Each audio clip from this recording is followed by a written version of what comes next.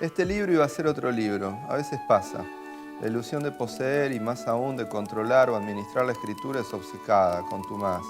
Yo pensaba escribir un libro de crítica literaria que incluyera algunos de los tópicos principales de la literatura argentina en estos primeros 20 años del siglo XXI. Así fui escribiendo, reuniendo y presupuestando artículos, anotando un índice, desplegué la bibliografía, empecé a corregir algunos textos y a descartar otros, a lo largo de un tiempo ancho y sin urgencia. Pero un día que estaba de mal humor y que por algún motivo también estaba molesto con lo que podríamos llamar el campo literario, nuestro campo literario, me escribieron de una revista para pedirme un texto que respondiera un poco a la legendaria pregunta: ¿qué era la escritura para mí? Respondí escribiendo de un tirón el artículo que cierra este libro y que lo titulé entonces con mi estado de ánimo, contra los escritores. Había cumplido 40 años, había tenido un hijo, estrenaba poco más de un año viviendo en Francia, me había vuelto, en más de un sentido, un extranjero. Y me acordé de aquella conferencia genial de Gombrowicz, donde arremete contra los poetas, pero en realidad donde arremete contra la impostura y las poses, contra las miserias e ignorancias de un ámbito cultural cristalizado y decadente. Bienvenido, Edgardo Scott, ¿cómo estás? Bienvenido al Quijote no se mancha de la Argentina. ¿Cómo es eso de vivir en Francia? Hermoso título para el programa, sí. Maradoniano. Futbolero, sí. Sí. Bueno, gracias por la invitación, Héctor. ¿Por qué un escritor elige Francia para vivir? ¿Qué tiene París de particular? Bueno, supongo que una gran tradición literaria, eso seguro, y cultural, ¿no? Siempre aparece la tradición, o sea que es como una fatalidad. Pero en mi caso además tuvo que ver con dos cosas. Una, con una situación personal, que mi mujer vivía allá hace muchos años y entonces cuando hubo que decidir yo podía ir para allá. Y por otro lado, que había cerrado como un ciclo de vida, como se dice acá. Ya estaba grande igual, tenía 38 para 39 y tenía ganas de hacer la experiencia de vivir afuera. Siempre me imaginé viviendo en Londres porque es como un poco mi ciudad preferida en el mundo, como se dice, idealizada. Sí. Y le pegué en el palo, sí, volviendo al lenguaje futbolero. Elegiste bien, en los dos casos estaba bien. París No o Londres. no estaba mal, por supuesto, ¿no? Y aparte me gusta también París, por supuesto, o aprendí a quererla, como se dice, ¿no? Viviendo ahí. ¿Sos un escritor profesional como el de tu libro? No. Bueno, mira, hoy justo Diego Cano, un amigo que terminó de leerlo hace poco, me decía algunas cosas como, me decía, ¿contra qué fantasma lucha el libro, no? Le digo, supongo que al final del primer capítulo, viste que invoco a Candyman, que digo, no quiero ser un escritor profesional argentino, lo digo 5 veces. O sea, supongo hay algo mío de que no quiero ser eso, aunque como me lo acabas de decir vos, o mucha gente me dice, amigos, bueno, cuando más o menos vas pudiendo publicar y en editoriales que más o menos tienen cierta visibilidad, claro, como dice el libro, es muy difícil que alguien que lo vea de afuera no me vea como un escritor profesional. Pero si lees el libro, hay políticas de obra, políticas de circulación, políticas de enunciación que me parece que no me identificaría en absoluto con lo que describo que es un escritor profesional, que también es una caricatura, sí, ¿no? El libro también intenta ser como algo... Trata temas, creo, serios en algún punto, pero creo que todos los trata con cierta ironía y cierta mordacidad, con cierto toque divertido, ¿no? ¿Las redes sociales banalizaron la escritura? Las redes sociales banalizaron todo, digamos, ¿no? ¿Qué no banalizaron? Escribe un libro y se saca una selfie, algo así. Sí. Es que supongo que las redes sociales lo que sin duda afirmaron de una manera despótica, diría, es la imagen, digamos, ¿no? Es decir, hoy en día cualquier cosa se vende, se consume a partir o a través de una imagen. Y la imagen, como todos sabemos, tiene 2 dimensiones nada más, ¿no? Entonces, me parece que las redes sociales sobre todo armaron eso, ¿no? Como una serie de imágenes fugaces que todo el tiempo se repiten y consumimos, sí, ¿no? Cuando yo voy a la librería y compro un libro, ¿qué estoy comprando en realidad? ¿Una historia? ¿Estoy comprando ese autor que lo vi en las redes sociales posando de autor? ¿Cómo es? Cuando compras este libro, cuando compras cualquier libro, mucho uno va y lo compra por el autor. Bueno, primero recordemos que muy pocos compran libros, ¿no? Es decir, en un país que tiene 47 millones, sí, tenemos. Sí. Las tiradas promedio son de 1000 ejemplares, sí, ¿no? Entonces, de 47 millones a 1000 ejemplares, ¿no? evidentemente muy poca gente lee y compra esos libros. ¿Dónde crees que se perdieron esos lectores? Bueno, hay cuestiones globales, históricas, que ya sabemos, ¿no? El avance del audiovisual. Yo mismo leo muchísimo ahora en digital, digamos, leo online y demás. Y después, un poco ligado al anterior, me parece que hay una cultura mucho más ligada a la imagen, al audiovisual, que al texto, que a la lectura, ¿no? Que a la sucesión. Ni bien llegué a Buenos Aires, vi un portal que, qué sé yo, que el eslogan era «Lee menos, entendé más», que sería casi una paradoja, ¿no? Es decir, pero bueno, así estamos. ¿Por qué la literatura tiene ese halo de prestigio? Que vos, lo hablábamos el otro día con Martín Cohen, le decís a los chicos, hay que leer para hacerme... Llegamos a la conclusión de que leer y hacer deporte era lo mejor que le podía pasar a un chico. Yo creo que ya está perdido ese prestigio. ¿Te parece? No, sí, pero no obstante, sí, me parece que sí. Pero No sé, aparte ya a esta altura, ¿quién puede poner? Porque el prestigio a su vez lo da alguien. Y digo, ¿quién tiene esa autoridad para decir que esto es prestigioso? Antes lo tenían los suplementos culturales, yo diría, bueno, ya no lo tienen, claramente. Lo tenían los medios de difusión, ya no lo tienen.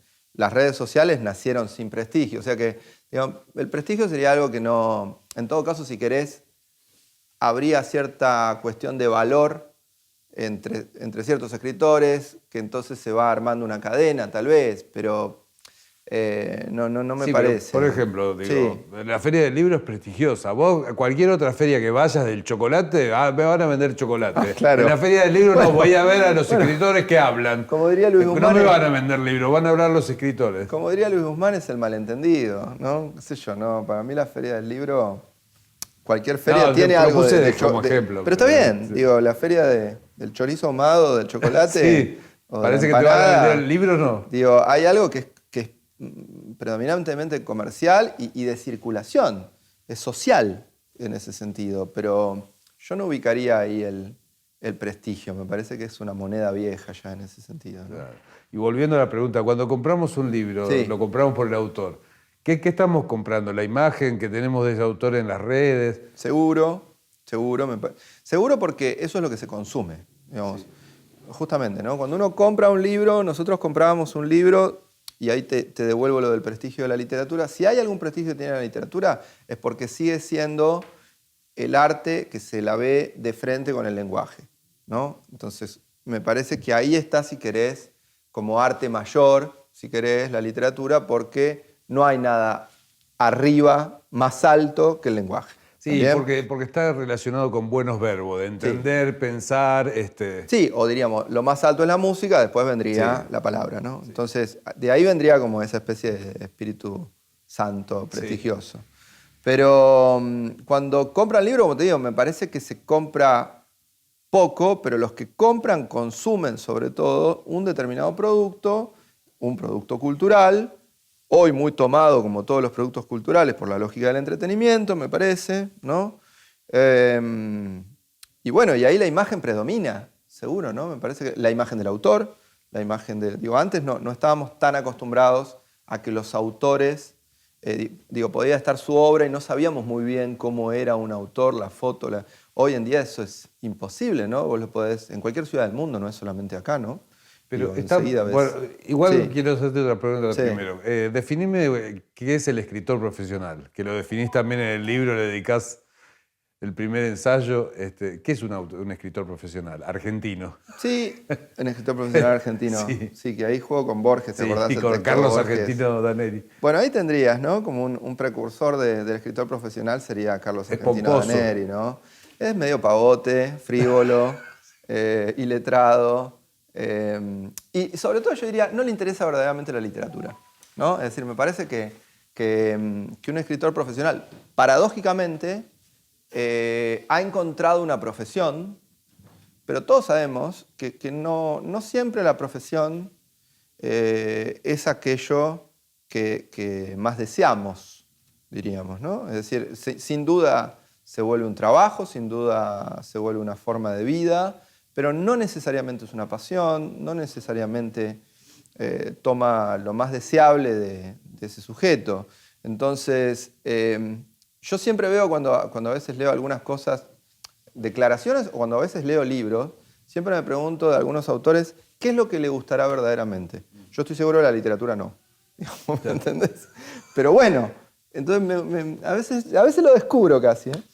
Pero bueno. ¿Está mal que alguien que escribe quiera que el libro se edite? No, O que quiera vender libros, no, digamos. Y te diría que este librito, como lo dice de entrada, es casi una carta dirigida a esos chicos que quieren publicar, no que quieren escribir. Porque escribir podés escribir en tu casa, tenés tu biblioteca y no jodés a nadie. Sí. Como muchísimos escritores y lectores que se bastan a sí mismos o con una comunidad muy chiquita. Ahora, el libro este es para los chicos que hoy son legión, tienen 25 años, ponele, y quieren publicar su primer librito. Bueno, tiene algo como de, te cuento cómo es el viejo y el mar. O sea, pescás el gran pez, pero después llegan un par de espinas a la costa. ¿No? Como te cuento un poco cómo es el campo, cómo es la industria, para que no te comas, supongo, algunas cosas que yo me comí y que muchos se han comido, ¿no? ¿Qué fue lo más complicado que se te presentó hacia la hora de editar? De convertirte en escritor profesional. Si la edición sería lo de profesionalizarse. Claro, eso hablábamos fuera de cámara. ¿En qué momento un escritor es escritor? No, porque hay una legitimación social. Bueno, viste que también en el libro yo distingo un poco como dos tradiciones, y una es la del escritor, que oscila, siempre digo, entre alguien que siempre tiene algo para decir o siempre tiene que decir algo. Sí. ¿No? Pero a mí me gusta más la tradición de los poetas, digamos, ¿no? En un sentido más. Remarcás como un estribillo. Claro, varias veces. El escritor profesional no lee poesía. ¿No?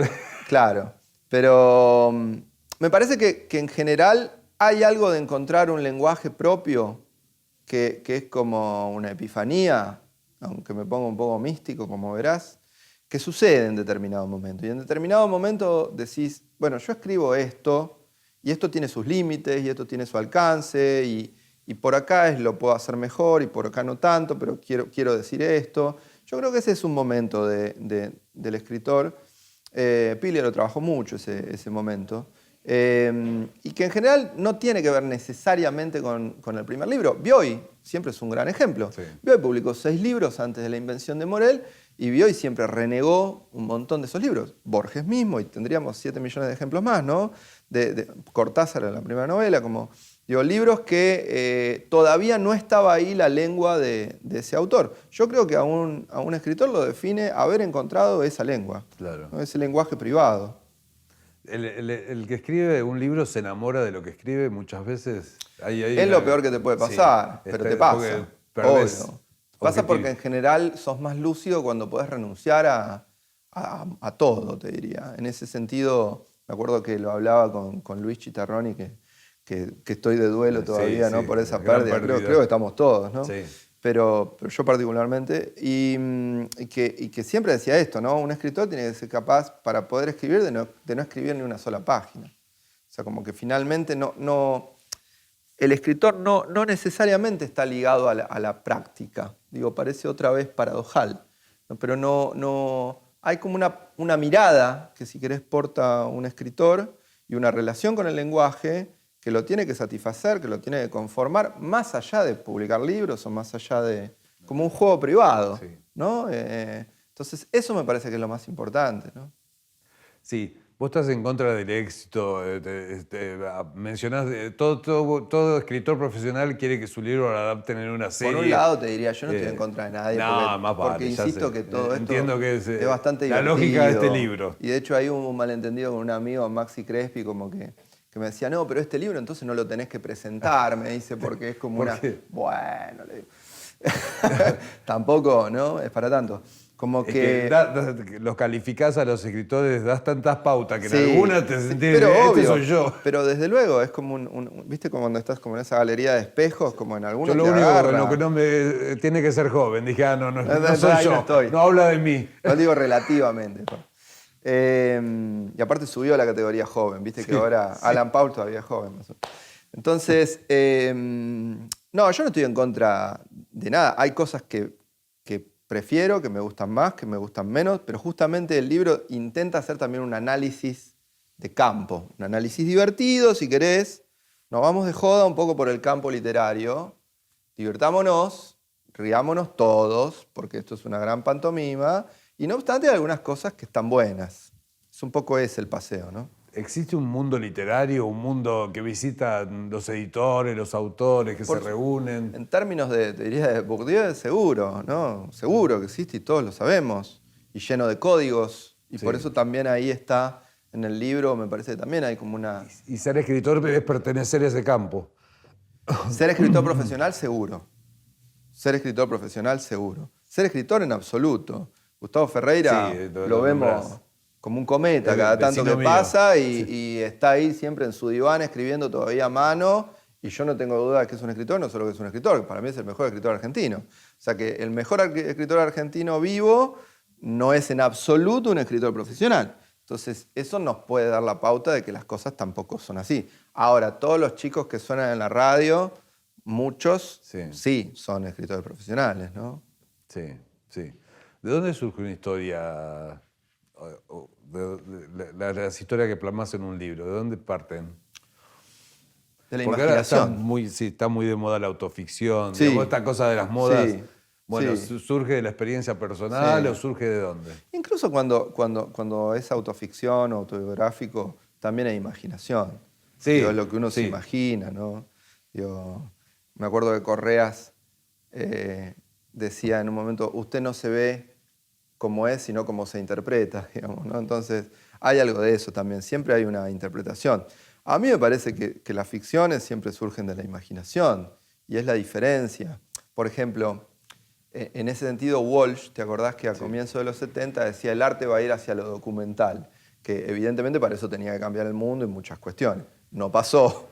De hecho, uno de los que la pagó fue Walsh. Pero digo, todavía al revés, me parece que volvió un tipo de imaginación siglo decimonónica casi, ¿no? Como las series y todo esto, lo que hicieron en realidad fue como ir para atrás con el tipo de fantasma creativo, me parece. Sofisticado por la tecnología, lo que vos quieras, pero muchas cosas son el folletín. Cuando hablas de Walsh y de la Carta a la Junta, yo digo, escribir en ese momento implicaba un riesgo. Ahora el riesgo es que no te publiquen. Ese es un riesgo. No, o el riesgo, pero en otro momento hay riesgo de vida. Se corren, el escritor está ahí siempre al límite. Sí, ahora, viste, la gente se pone a llorar porque no tenga el like de alguien. O sea, le puse una foto de mi libro y no me lo likearon. No, ¿viste? ¿Por qué no me invitan a tal lado? ¿Viste? No, por eso, ¿no? Me parece que, bueno, y la relación entre los escritores y la política a todo nivel era mucho más frecuente y estrecha y demás. Eso también habría que pensar, ¿no? Cómo en una época se fue despolitizando, no digo desideologizando, porque por el contrario estamos recontra ideologizados ahora, ¿no? Es decir, me parece que es una época donde todo el mundo está recontra ideologizado. Pero a cambio de eso me parece que hay una gran escisión con la política de los escritores, ¿no? Como en su capacidad de intervención, en el valor que se le puede dar a la palabra, a un libro, ¿no? a una intervención en el campo con un bloque de lenguaje, de algún modo, ¿no? Ahora, estoy pensando en los formalistas rusos que decían la literatura tiene literaturidad porque es un texto en donde puedo decir cualquier cosa. Yo puedo decir, maté a una persona y nadie me va a llevar preso. Sin embargo, ahora reescriben a los autores porque lo que decían, porque Roald Dahl hablaba mal de los gordos, entonces lo reescribí. ¿Cómo es eso? ¿De dónde salió eso del buen decir? Si justamente la literatura está para decir mal. Es un problema de lectura igual. Porque ahí me parece que la escritura funciona por demanda y, si querés, los escritores profesionales, que en general actúan por demanda, escriben lo que se quiere leer. O sea que el problema que tenemos es de lectura. Que vos leas algo que es del orden de la imaginación como algo de la realidad, es que tenés un problema de formación lectora, digamos, ¿no?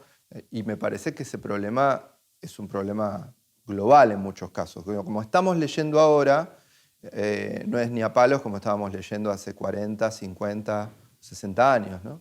Me parece. Pero vos pensás que el que escribe un libro piensa en si digo tal cosa, ¿Lo van a tomar? ¿Está la cosa, lo políticamente correcto? Políticamente correcto y no solo políticamente correcto. No, si digo esto voy a sonar xenófobo, mejor no lo digo. Pero, bueno, y está lo de los sensitivity readers, ¿no? También. O sea, si uno no lo pesca, hay escritores que contratan lectores de sensibilidad para que se los corrijan y qué sé yo, y si no lo consensúan el texto con otros, o sea... Pero bueno, que no hacen más que alabar el texto, porque justamente un texto tiene que polemizar. Si vos lo lavás para decirlo... O tiene que ser lo que es, ¿no? Como decía Felisberto, una planta, ¿no? Claro. Que sea esa planta y no otra, qué sé yo. Tiene que tener esa personalidad, si querés, ¿no? Pero bueno, pero yo creo que ese problema es más de lectura. O sea, finalmente, en eso Borges la pegó, ¿te acordás que decía... Bueno, si me dicen cómo vamos a leer en 60 años, les digo cómo va a ser la literatura en 60 años. Y es un poco así. Digamos, la literatura que tenemos es porque también leemos como leemos. Sí. ¿No? Uno diría, si leyéramos mejor, tendríamos otra literatura en las bateas. Sí. ¿No? Vos hablás de una escritora, que ahora no me acuerdo el nombre, que escribió un libro y la editora le dijo, si corregís todo esto, te publico. No lo corrigió y la publicó igual. Sí. ¿Hay que desoír un poco a los editores o ellos tienen el timing de lo que se publica y lo que hay que leer? Bueno, las dos cosas te diría. O sea, por un lado, creo que los escritores siempre tenemos esa relación amor-odio con los editores. También es cierto que así como hay escritores profesionales que, por lo menos en mis términos, verdaderamente no serían escritores, también hay editores profesionales que tampoco serían editores. Digo, antes había, el editor era un lector de lujo y era un lector que sabía cómo... sobre todo un gran lector, digamos. Y hoy en día sabemos todos, por lo menos dentro del campo, que hay un montón de editores que leen muy poco o que no leen o que dan a leer a un equipo que trae informes de lectura. Resulta que lo que más o menos decide la publicación es que el editor sepa dónde está parado ese autor y que con el informe de lectura más o menos se aproxime algo a la obra. Los autores también leen menos. Obvio. Sí. No. Es que por eso te digo, me parece que el gran problema es de lectura. Sí. El gran problema es de lectura, ¿no? En un mundo abarrotado de libros, es increíble. Y de imágenes también, porque las imágenes, digo, como en el medioevo, ¿qué hacía el cura? O sea, te explicaba la imagen, te leía la imagen. Sí. Entonces, no tiene que ver con que además las imágenes también se leen, digamos. El problema es cómo vamos a interpretar esas imágenes, cómo vamos a interpretar esos libros, ¿no? Como que... Ese es el problema, o el problema para nosotros que somos dinosaurios, con todo cariño. Este problema no seguramente... Por usted, señor dinosaurio. No, yo también, por eso no nos vamos a pisar la cola. No. Pero, digo, ese problema de lectura, los chicos que hoy surgen a otra sensibilidad, como pasa con la música, por ejemplo, digo, estamos en un cambio de época, ¿no? Y estamos en un cambio de época. Y el problema lo tenemos nosotros porque conocimos la otra. Sí. Los que no conocieron la otra van a estar de algún modo mucho más adaptados y rápidamente, y es así, ¿no? Pero para nosotros siempre va a ser un poco raro porque conocimos otra época y conocimos otra manera de leer. Digamos, ¿te acordás cuando en los 70 se leía el texto, la escritura, el placer del texto? Eso, ¿y quién decía? La noción de objeto. Sí. Digamos, ¿quién sabe? ¿Quién descubre en un texto el objeto? Sí, la pepita de oro que brilla. Claro, ¿viste? Ese ejemplo del ¿viste? buscador de oro. Por eso, ¿viste? Cuando se mueren tipos como Forn, como Chitarroni, como qué sé yo, pues uy, la puta madre, ¿viste? Porque, digo, acá había un gran lector ante todo, ¿no? Que es como siempre alguien que descubre algo. Sí. Un lector es alguien que descubre algo, ¿no? Sí. ¿Por qué no le das a la escritura el nombre de oficio, la categoría de oficio de trabajo? Porque hay algo muy interesante que dice Andrueto, que es, claro. es trabajo, pero es más que un... Es muy lindo lo que dice. Sí. Dices más y es menos. Es más y es menos. Sí, porque me parece que un oficio, ¿no? Si uno piensa como estamos acostumbrados a pensar los oficios, nos enseñaron el carpintero, el que trabaja con un objeto definido. ¿Está bien? Y ese objeto lo mejora. El tipo que trabaja 20 años haciendo mesas, 20 años después va a hacer mejor las mesas. Sí. La escritura no funciona así. Digo, tenemos ejemplos al revés. El autor que el primer libro fue bueno y el autor que el número 20, Vargas Llosa, no está tan bueno. Digamos, ¿no? Entonces, ¿qué pasó? ¿Desaprendió? No, es que en realidad cuando uno vuelve a trabajar una obra siempre desde cero. Digo, siempre es indeterminado, siempre es indefinido. Es triste, pero es así, digamos, los que hacemos algo artístico sabemos que es así y ese es si querés, como la pequeña tensión al mismo tiempo gozosa y que padecemos, ¿no? Es decir, bueno, yo hice este libro, estuvo bueno, y hago el siguiente y capaz que no está tan bueno. Y soy yo, supuestamente soy el mismo, pero en el momento en que hago eso, estoy preso de otras cosas, ¿no? Entonces, esa es la diferencia que yo hago con un oficio. No puede ser un oficio, porque en los oficios el objeto está determinado. En el arte no está determinado, es al revés, es indeterminado. Entonces podemos decir que es una práctica de lo indeterminado, ¿me entendés? Obviamente que hay cuestiones de oficio. Más bien... Lo que pasa es que si un tipo dedica 6 horas o 8 horas de su día a escribir... Pero mira, Fito. Después quiere cobrar por eso, quiere que le paguen y yo no sé si... Eso es un trabajo. Sí. Pues no metemos en otro lío. Sí. Eso es un trabajo. Digamos, el reconocimiento social, la remuneración... Digo, eso es otra cuestión. Te pide un texto. Si es un trabajo, bueno, ya entrarán... Yo ahora estoy haciendo una nota para Viva, hablo con Convertine y me dice 6.000 caracteres. Claro, te da pautas de escritura. Y bueno, yo ahí, digamos, ahí si querés empiezo a arrimar al oficio. Por eso podríamos pensar el periodismo es un oficio, quizá. Sí. ¿Está bien? Sí. La escritura, como la poesía, nunca puede ser un oficio, me parece. En ese sentido que por lo menos yo lo pienso, digamos, ¿no? ¿Por qué te dedicaste a ser escritor? Digo, no sabes, pero... Mirá, lo que sé es cuándo. Yo sé que hay mucho de acá escrito con ironía, pero digo, tenés una visión negativa del escritor. Bueno, yo vengo de la música, ¿no? Y el recorrido fue muy clásico en ese sentido, de que primero yo escribía canciones y poemas, y durante mucho tiempo toqué en bandas y qué sé yo.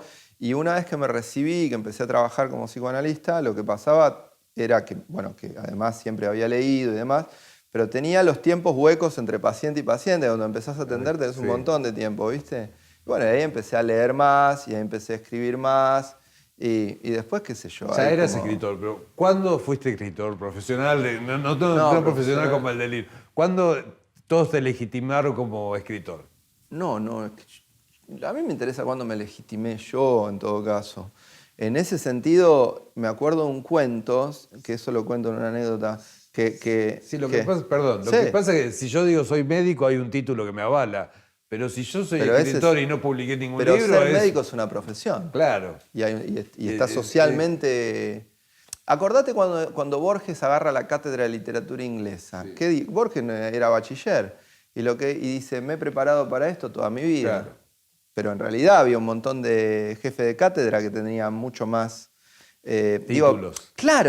El tema del arte es que pueda seguir siendo anárquico. Sí. Que aparezca un tipo que viene de ningún lado y escribió un librito y es una bomba. Y el tipo, ¿dónde estudió? No, Arlt. Dejó la primaria y ahí está el libro, ¿no? O sea, esa violencia del lenguaje, digamos, ese huevo de la serpiente, de algún modo, ¿no?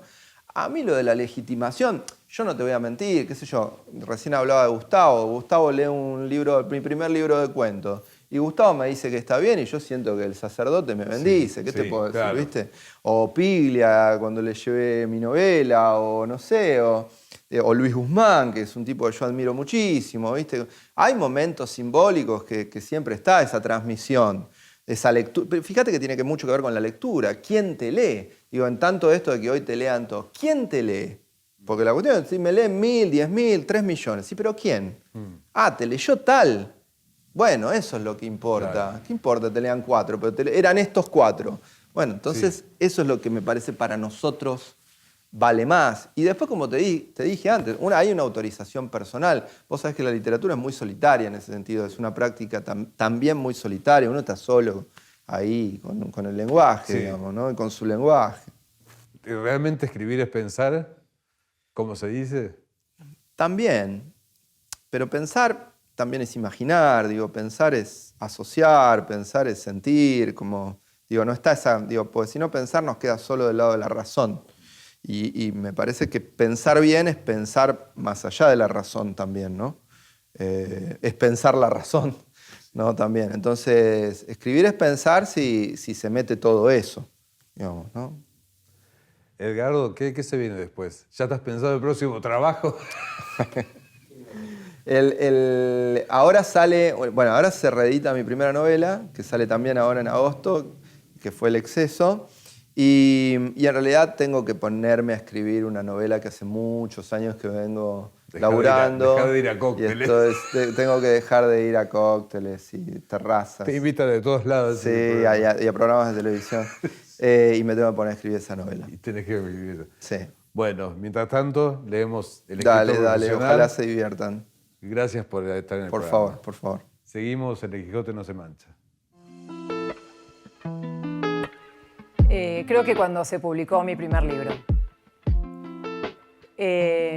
Tengo muchos pequeños métodos. Tengo uno que es infalible para cuando no puedo escribir y quiero pasar del mundo de la vida cotidiana a escribir, y es que bailo. Pongo música berreta, muy berreta, y bailo como una loca, y después me siento a escribir. La audacia. Que me atrape. No espero nada de un mal libro, espero que no se me cruce. No, supongo que vivo para poder escribir.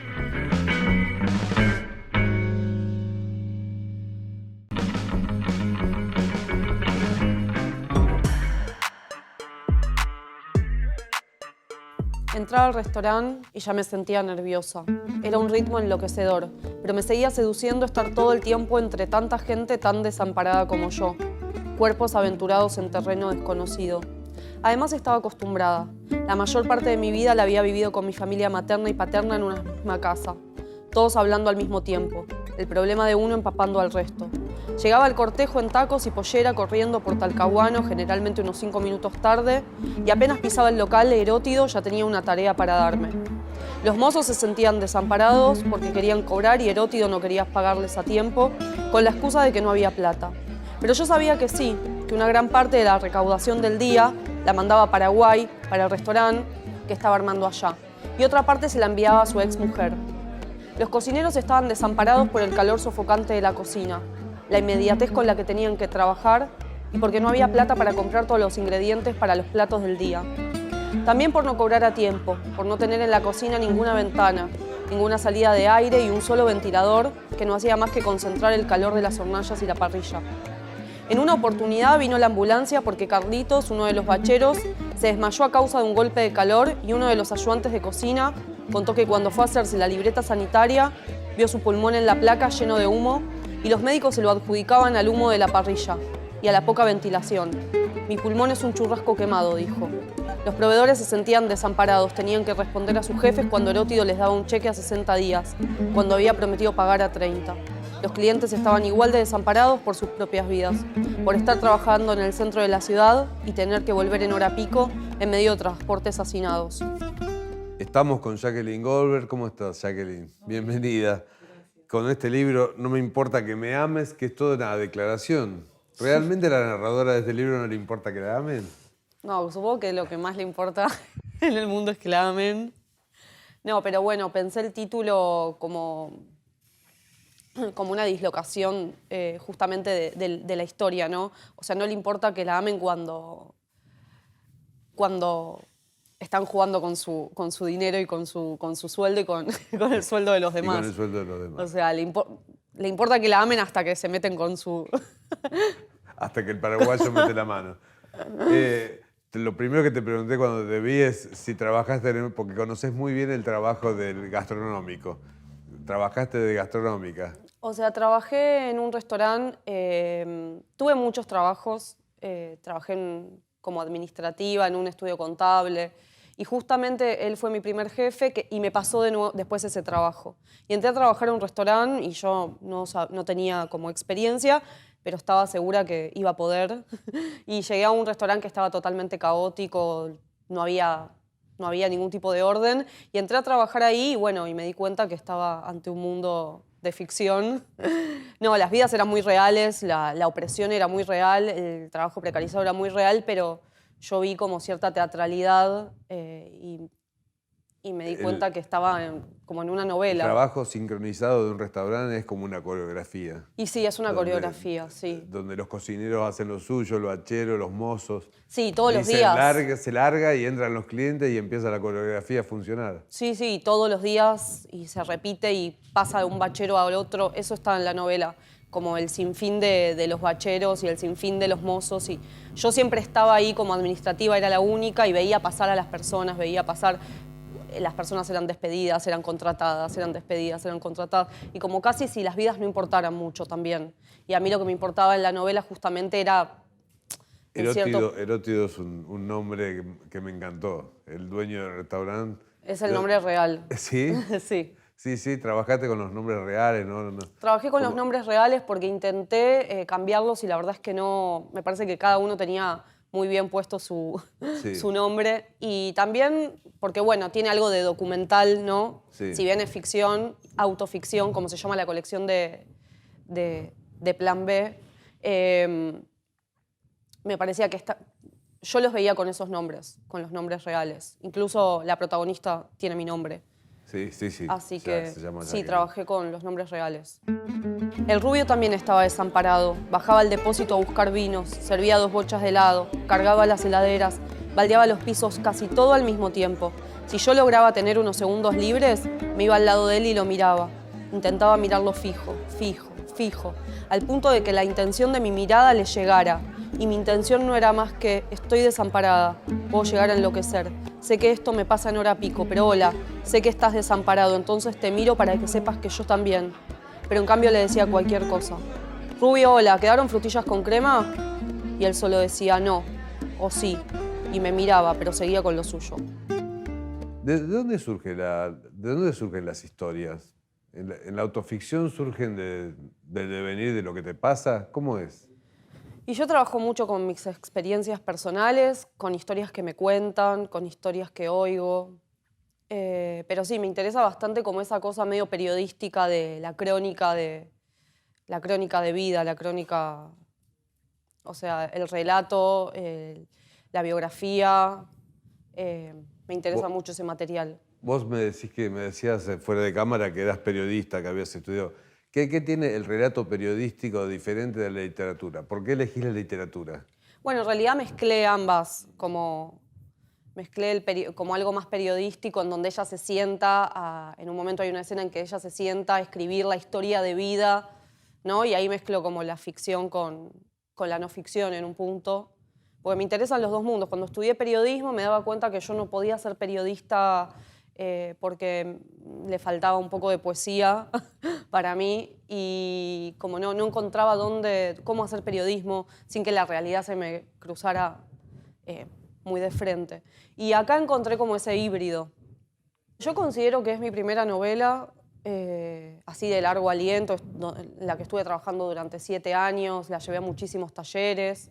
La trabajé en taller de Cecilia Pavón durante 6 años. Estuvo de invitada Cecilia. Sí. La trabajé junto a Daniel Durán, la trabajé junto a Manuela Lemián, con Mercedes Halfon. La abrí mucho porque tenía muchas dudas también del material que estaba llevando. Siempre que la llevaba a talleres, los compañeros y las compañeras me decían, está buenísimo, hay un mundo desconocido, hay mucha aventura, qué gracioso. Pero yo igual me preguntaba cosas como, bueno, ¿qué hacer con la vida del otro también, ¿no? ¿Cómo de una manera trabajarla de una manera sensible, sin que sea fetichista? La pregunta que nos hacemos todos los que escribimos es si realmente estamos escribiendo algo bueno o no. Es imposible ser juez y parte. Estar escribiendo y decir, sí, esto realmente es bueno. Qué sé yo, no sé. Lo de bueno o malo es el lector el que lo pone. Sí, o sea, primero pienso que, bueno, que yo traté de acercarme a cierta verdad y a cierta sensibilidad. Sí. Y supongo que... Y me metí como de lleno en eso y me comprometí con ese material. Supongo que, bueno, que ahí hay algo, más allá de bueno o malo, hay algo que está ahí. Hay algo honesto. Trabajado, no es una chantada, no es algo que... O sea, al menos yo le dediqué 7 años de mi vida que no se lo dediqué a nadie. Claro. 7 años de mi vida. Pero porque confiaba en el material, porque me interesa bastante lo de las historias de los otros, en relación a mi propia historia también. porque hay mucha escucha y eso me interesa también. ¿Y por qué la literatura? ¿Por qué le dedicaste? Siempre me llama la atención, ¿por qué alguien le dedica 7 años a un libro sin saber si va a publicarlo o no? Porque realmente hay que ser muy disciplinado y constante para estar 7 años y no aburrirse uno de lo que está escribiendo. Bueno, se los dediqué porque confiaba en el material, porque las personas a las que se las leía y se las compartía me daban como, estaban interesadas, como que auspiciaban un poco de público lector. Sí. Yo siempre como abro bastante el proceso de escritura y se lo voy leyendo a mis amigos por teléfono, los interno un poco. Sí, me llamo Jack. Sí. O sea, lo llamo con una excusa onda, che, ¿cómo andás? ¿Todo bien? Hola, ¿Cómo te está yendo? Bueno, che, estoy escuchame. pensando, ¿te puedo leer? Y es como, bueno, dale. Bueno. Eso que llaman amistad es trabajo no pago. Bueno, confiaba en eso. No fui disciplinada, o sea, porque no soy nada disciplinada. Y me gusta bastante como la escritura amateur y la escritura... Yo soy muy desordenada y, bueno, trabajo con eso. Lo trato de hacer una fortaleza igual, no como, bueno, soy re desordenada ¿Y qué te dio la pauta de que el libro estaba listo y que era publicable? No, en realidad, bueno, llegué hasta la mitad de la historia. Viste que en un momento la historia se empieza como a desarmar y empieza a trabajar con otro tipo de materialidad y con otro tipo de discursos, o sea, aparece la poesía, es como se pone más híbrido. Porque yo primero, la primera parte de la novela la escribí en el lugar, en el restaurante. O sea, yo me la ponía a escribir ahí. Miraba, observaba, escuchaba y anotaba, escribía. En la compu incluso. Después pasó que mi jefe me dijo que quería que yo escribiera su vida porque pensaba que yo era... O sea, no pensaba, sabía que yo era periodista, entonces él me decía eso. Todos tienen una vida para contar. Sí, y yo igual considero que sí. ¿Sí? O sea, sí. A mí Sí, yo trabajo de eso también aparte. A mí las personas me cuentan su vida y yo las escribo. Eso es muy periodístico. Sí, me encanta. Me encantaría ser biógrafa. ¿Qué tiene de seductora la biografía? ¿Por qué te parece que todas las personas tienen algo que merece ser contado? Porque me interesan las vidas, me interesan los recorridos, me interesan las contradicciones de las personas, me hacen pensar como, no sé, en la humanidad, como, no sé. Me interesa, es algo en lo que me engancho. Me engancho, no sé, es como que tengo un enganche ahí, en que me cuenten los chismes, en que me cuenten la infancia, como que tengo un enganche ahí. Me llama la atención, es como que no puedo decir más que ¿El que me fantástico engancho. no entra, el género fantástico, digamos, es de un naturalismo, al contar vidas reales, se transforma la literatura en una cosa natural, realista? Poco fantástica. Bueno, digo. eso me lo pregunté a la hora de ya cerrar el libro, como será muy realista. Por eso creo que desde lo formal me atreví a romper la linealidad, como más la idea de la poesía, ¿viste? Como que la poesía es no lineal, la historia venía muy lineal. Y dije, bueno, a mí me gusta mucho la poesía, yo me siento poeta, pero no sé si porque escribo poesía, sino como siento como algo romántico con eso, como mirar el mundo de una manera más naif o sensible o... Yo creo que más que el género uno tiene que preguntar si es bueno o malo, qué sé yo. Después el género se lo dirá totalmente. el lector. Pero en un momento yo me aburrí de escribir lo que estaba escribiendo, ya no tenía más material documental. Y dije, bueno, ahora es como la gran apuesta que yo tengo que hacer, es empezar a reconstruir lo que me acuerdo, lo que me contaron, y empezar a ficcionalizar. Y entonces de la mitad de la novela en adelante yo empecé a meterme más de lleno y a romper como la estructura que había propuesto. ¿Y la ficción no te volvió más real la cosa?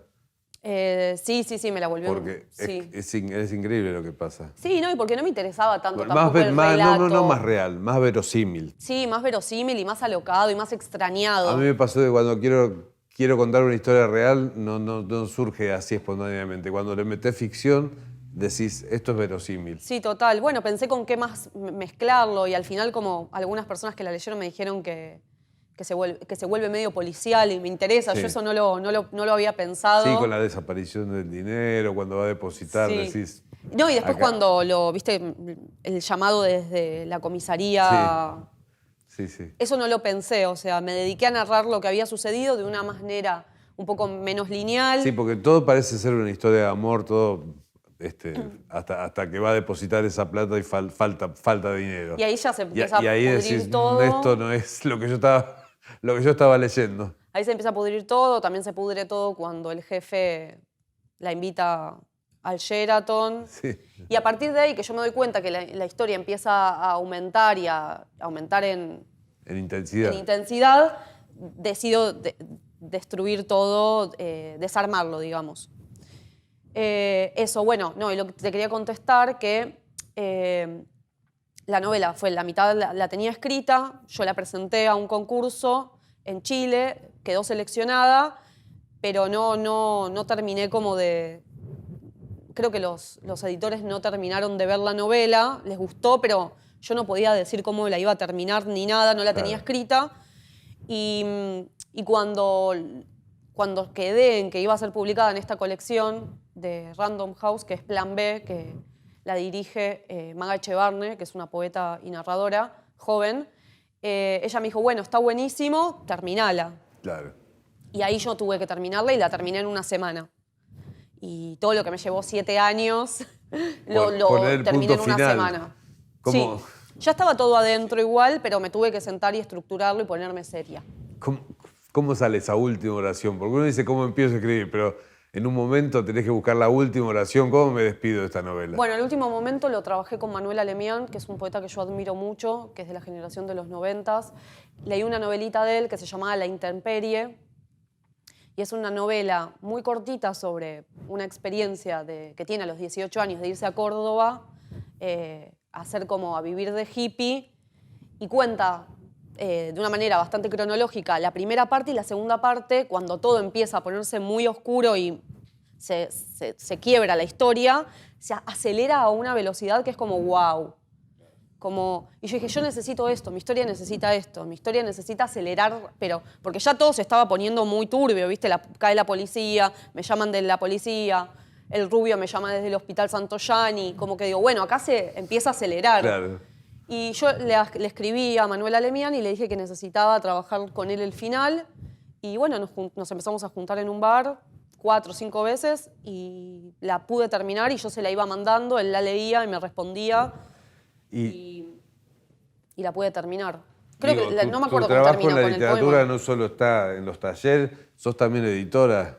Sí, contame qué es esto que me trajiste, Sierra Nevada, de Natalia Wood. Bueno, es la primera novela también de una escritora joven que es dramaturga. Es directora de teatro, y sí, es dramaturga también, y esa es su primera novela, y la publicamos en Socios Fundadores, que es la editorial que tengo con 2 amigos, a quienes conocí en taller de poesía. ¿Por qué alguien se pone a editar? ¿Por qué creíste que es necesario ponerse a editar? En realidad todo surgió porque nos conocimos en taller de poesía en 2016, en el taller de Cecilia Pavón, y nos dábamos cuenta que nos gustaban mucho los textos de nuestros compañeros y queríamos que... nos daba ilusión que esos textos circularan más allá de la intimidad de un taller. Y mi socia, que hoy es mi socia y es mi amiga, me dijo como, che, estaría bueno editar. Yo tipo, dale, ¿cómo hacemos? ¿Y qué desafío se te presentó? Editar libros, digo, no es lo mismo escribirlos. No, tomar decisiones estéticas, estilísticas, tomar decisiones... Aparece mucho el gusto también, el interés, con lo que a mí me interesa dialogar, con la escritura... con una escritura, eso, que no intenta ser profesional, bastante híbrida. Nuestros primeros libros, bueno, eran abrochados, eran como publicaciones, plaquetas, y no tenían un género, o sea, aparecía un poema, aparecía un relato, aparecían 2 palabras, jugábamos mucho con eso. También un fuerte que tenemos en la editorial es que publicamos primeros libros de autores. Claro. Y aprendí dialogando con mis amigos. Y tener esa visión... Pero muy hazlo tú mismo. Claro, tener esa visión de darte cuenta cuándo un libro puede ser publicado. Sí. ¿Cuándo es el momento? Bueno, sí, ahora sí. Alcanzó. Sí, ahí sí pienso que es distinto a lo que te decía antes viste que me preguntaste, ¿crees que todas las personas tienen una historia para contar? Que yo creo que al menos todas las historias pueden ser contadas, o sea, todas las vidas pueden ser contadas. Pienso que a veces no todos los libros pueden ser publicados. al menos hasta que se trabajan y... O sea, hay una instancia ahí entre tener una historia para contar y después llegar a publicarlo, que hay toda una instancia. Jacqueline, la última. ¿Cómo sos como lectora? ¿Qué te gusta leer? O sea, soy muy curiosa, me gusta leer... Bueno, fui librera, soy librera, pero bueno, ahora no estoy ejerciendo, pero tuve una librería con 2 amigas, en la pandemia la abrimos y ahí descubrí también mi vocación de librera. Bueno, y ahí aprendí bastante como... Tu vida está asignada, la escritura, la edición, la librería. Sí, pero porque los libros marcan el camino ahí. Sí, pero también porque yo lo busqué, no es la que docencia. No es que yo... No es que yo viste una casa en donde se leía, no se leía nada en mi casa. Pero se contaban muchas historias. Mi papá taxista y venía y siempre contaba muchas historias y yo estaba como... Wow. Las anécdotas. Mi papá contaba muchas anécdotas. Es como como que su género literario son las anécdotas. Anécdotas de taxista. Y yo las anotaba. Era, dale, pero más detalle, a ver. ¿Pero qué pasó cuando? Y si había un hueco lo rellenabas con algo. Claro, no. Y así, y mi mamá también es muy buena contando. ¿Viste cuando hay alguien que es muy bueno contando, reconstruyendo lo que pasó? No, y aprendí un poco eso, a contar historias. Pero bueno. Jackie, ¿y el futuro? ¿Qué pensás? ¿Cómo suponer? No sabes. Si va a crecer la editora, vas a seguir escribiendo, seguro. Ahora me anoté en una diplomatura en la UNSAM, que es nueva.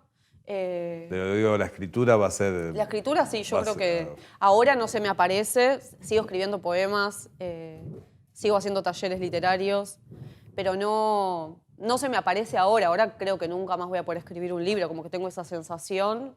Sí estoy pensando en otras historias, todo gira en torno al trabajo. Que no tarde 7 años porque estamos perdidos. No, creo que esta vez... Si sacas un libro cada 7 años, te digo, no te aburro demasiado. 4, 5. Creo que sí. No, tengo una historia, todo gira medio en torno al trabajo. Creo que el próximo libro va a ser como siendo asistente de artista, que fui asistente de artista y bueno, yo había creído como, wow, voy a ser asistente de artista, qué cool. Terrible. O sea, era como, bueno, vengo de cuidar niños, vengo de trabajar en un restaurante, vengo de ser asistente contable, trabajar en una inmobiliaria, que sobre la inmobiliaria también. Ahora voy a ser asistente de artista. No. Vuelvo al restaurante. Creo que el futuro sería como no trabajar. Sería lo mejor que nos pudiera pasar. Siempre tenés la opción del restaurante, no puedes salir. Gracias, Jacqueline, por haber venido. Gracias a vos. Nos vemos. Seguimos en El Quijote no se mancha. Bueno, no hay uno, pero Kafka y Kerstés y Lispector. Que se vea el autor. Bueno, yo no creo que todo escritor deba leer, bueno, mucho más que 3 libros. Yo puedo decir los que han sido indispensables para mí. Uno fue El proceso, de Kafka, El extranjero, de Camus, y Agua viva, de Clarice Lispector. Joseph K. Bueno, porque están probados ya, ¿no? Por algo que dice Raskin, y es que hay libros, él dice que hay libros que son buenos para el momento y hay libros que son buenos para siempre. Los clásicos ya han probado que son libros buenos para siempre. No podría vivir, creo, si no escribiese.